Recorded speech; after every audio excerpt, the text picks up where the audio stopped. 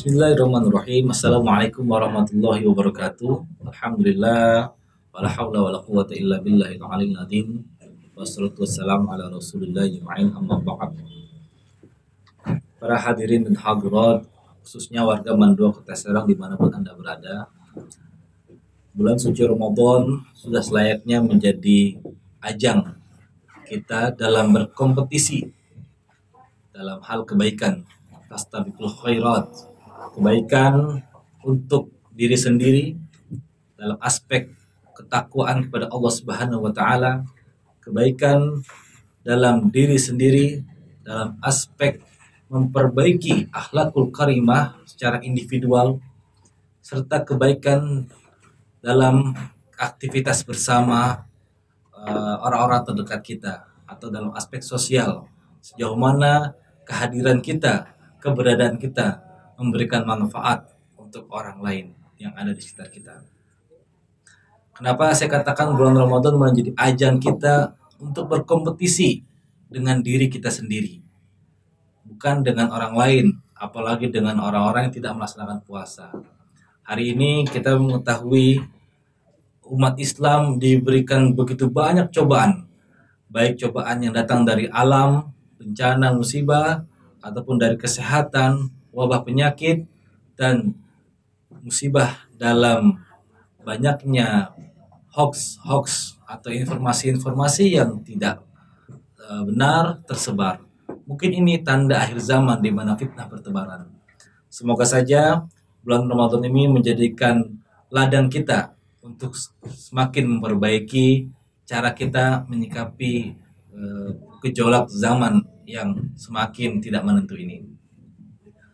Dalam kitab Maqasidus Shaum Sultan Al-Ulama karya Imam Izzuddin bin Abdussalam As-Sulami, beliau memberikan kategorisasi dalam fadilah-fadilah bulan suci Ramadan.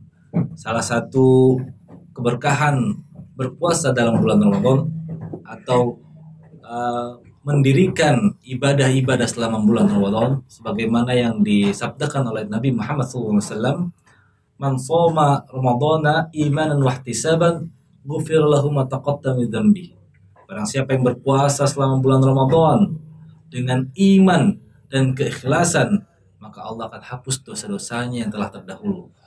Ada sebagian ulama yang meriwayatkan bahwa dosa ini maksud adalah dosa besar dan dosa kecil karena lafaznya adalah umum. Namun sebagian ulama juga menyatakan bahwa dosa ini maksudnya adalah dosa-dosa kecil, seperti dosa menunda sholat, dosa bangun kesiangan, atau dosa kecil yang sering kita lakukan tanpa kita sengaja. Setidaknya ada 3 aspek yang harus kita ambil pelajarannya selama bulan Ramadan. Yang pertama adalah aspek ilahiyah, kepada ketuhanan. Bagaimana kita bertanggung jawab pada Allah Subhanahu wa taala karena puasa yang kita lakukan adalah langsung diterima oleh Allah.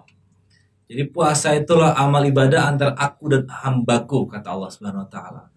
Ini perlu kejujuran yang luar biasa dalam diri kita. Bagaimana kita berinteraksi dengan Tuhan kita, dengan Allah Subhanahu wa taala.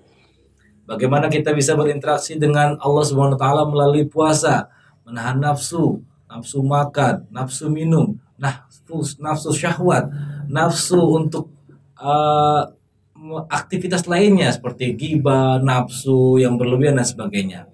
Hari ini kita harus bisa mengekang hawa nafsu itu. Bagaimana kita bertanggung jawab kepada Allah Subhanahu wa taala atas segala karunia nikmatnya. Bayangkan di antara seluruh agama, di antara seluruh filosofi kehidupan Islam yang mewajibkan umatnya tidak pandang bulu, mau kaya mau miskin, mau tua mau muda, ketika dia akil balik, ketika dia menjadi muslim yang mukallaf, maka diwajibkan berpuasa dari sejak terbitnya matahari sampai tergelincirnya matahari. Ini salah satu bentuk sosialisme dalam Islam agar kita merasakan apa yang dirasakan oleh orang-orang yang kelaparan. Aspek yang kedua adalah ruhiyah, manusia, bahwa manusia adalah cerminan. Kita harus bisa bercermin dari diri kita sendiri. Aspek ruhiyah yang saya maksud adalah bagaimana manusia bisa memanusiakan dirinya sendiri. Karena ada banyak manusia yang tidak sadar bahwa dirinya itu manusia. Ada banyak manusia yang berteman dengan para setan, ada manusia yang berteman dengan jin, ada manusia yang berteman dengan binatang, ada manusia yang tidak berteman dengan manusia. Bagaimana kita hari ini memposisikan diri kita sebagai manusia yang memanusiakan manusia, mulai dari merawat tubuh, lalu juga mengedepankan produktivitas diri, memahami bahwa usia kita tidak panjang, apa yang harus kita isi untuk menjelang akhir hayat nanti. Beginilah yang dimaksud dengan aspek ruhiyah dan selama bulan Ramadan. Lalu aspek basariyah atau sosial, bagaimana kita berinteraksi dengan sesama, toleransi, bagaimana kita menyikapi orang yang tidak berpuasa, bagaimana kita menyikapi orang yang berpuasa namun sombong, bagaimana kita menyikapi orang yang berpuasa tapi justru mengajak kita ke arah maksiat, seolah-olah memisahkan antara ritual puasa dengan kebiasaan semula. Puasa hanya makan dan minum, tapi tetap main game seharian. Puasa nggak makan dan minum, tapi tetap pacaran, pegangan tangan, jalan-jalan, nonton bioskop dan sebagainya. Justru ini adalah salah kaprah yang besar. Puasa tidak semata menjaga kita dari nafsu makan dan minum, akan tetapi menjaga kita dari perbuatan-perbuatan yang tidak baik, menjaga kita dari perbuatan-perbuatan yang kurang terpuji.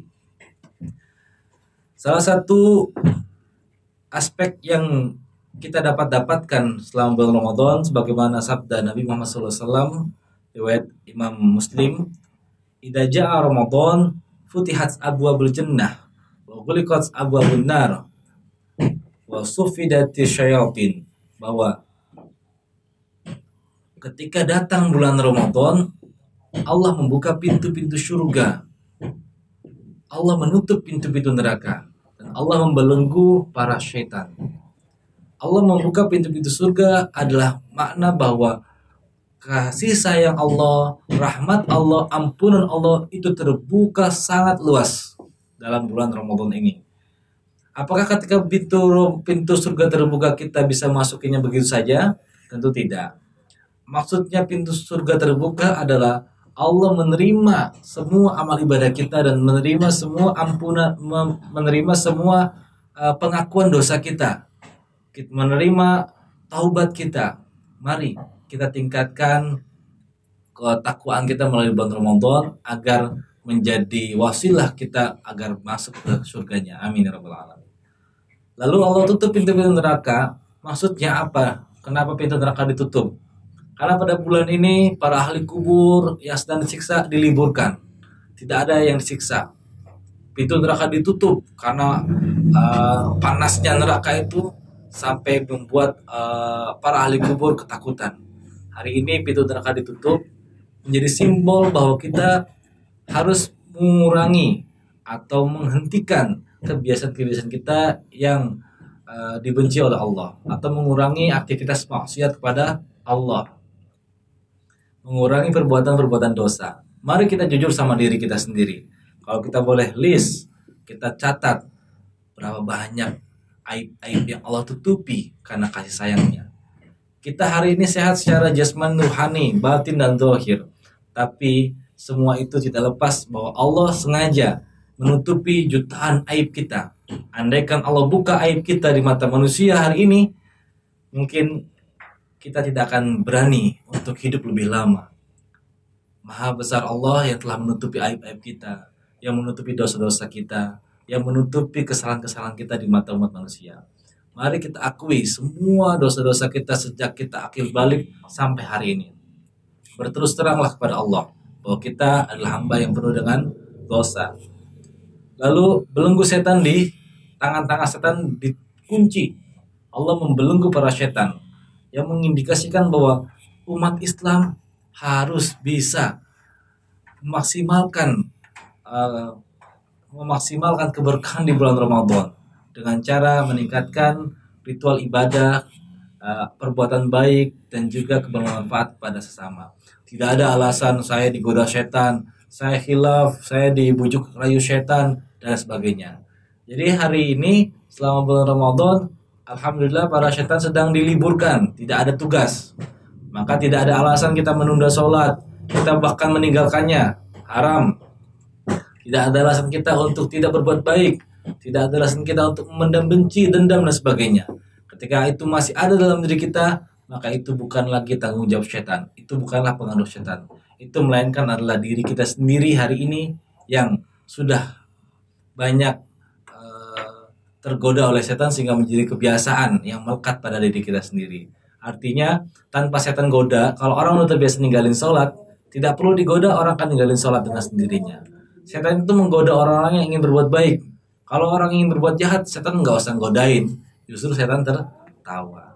Mari kita bercermin dari bulan Ramadan, sejauh mana kita memperbaiki diri kita kepada Allah, kepada diri kita sendiri, dan kepada orang-orang yang ada di sekitar kita.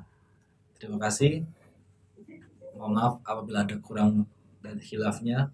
Wallahu muwaffiq ila aqwamit thoriq. Wassalamualaikum warahmatullahi wabarakatuh.